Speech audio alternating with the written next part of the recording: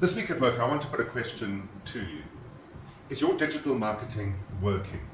And if you answer yes, how do you know? Because right across the board, I'm seeing poorer and poorer and poorer outcomes from a bigger and bigger and bigger digital marketing spend.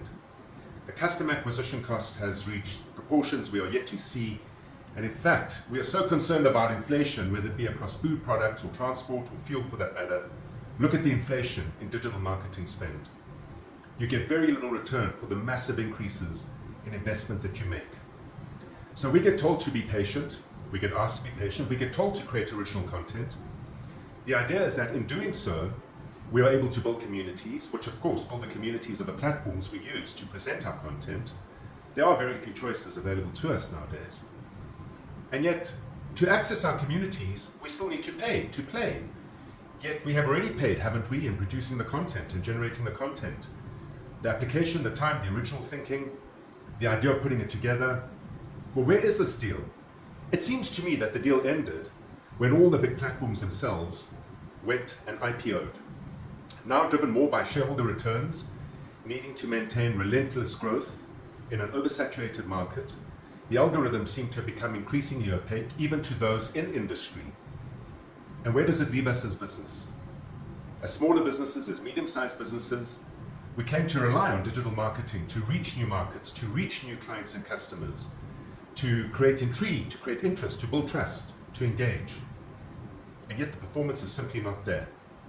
Unless you have an enormous budget where you can simply flood pay-per-click advertising and AdWords and buy argumentatively access into certain industries that are demographically put together, well, unless you can simply throw money at the problem, I'm not seeing any real performance come out. Unless, of course, then you have such a unique, narrowly defined product or offering that very few other people would contend for those case words. I'm seeing less and less performance. So what do? We can't do with it and we can't do without it. The alternative, which is pavement pounding, has certainly lost its appeal and no longer works. How do you arrive at a customer's door, beat it down in order to try and speak to the right individual, when increasingly email marketing itself seems to be failing, with fewer and fewer people reading the emails that are sent, never mind engaging with adverts and propositions on their social media or Google platforms? Surely the answer has to lie in a combination of the two.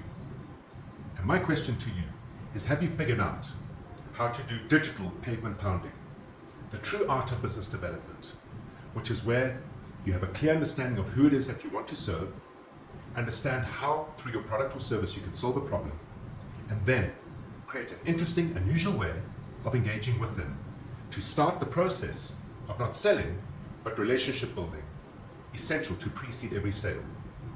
I'd love to hear your thoughts. If you've gotten it right, pay it forward. If you're not getting it right, explain why. Let's start the debate and let's figure it out. It's in all our interests. Until then, have an entrepreneurial week.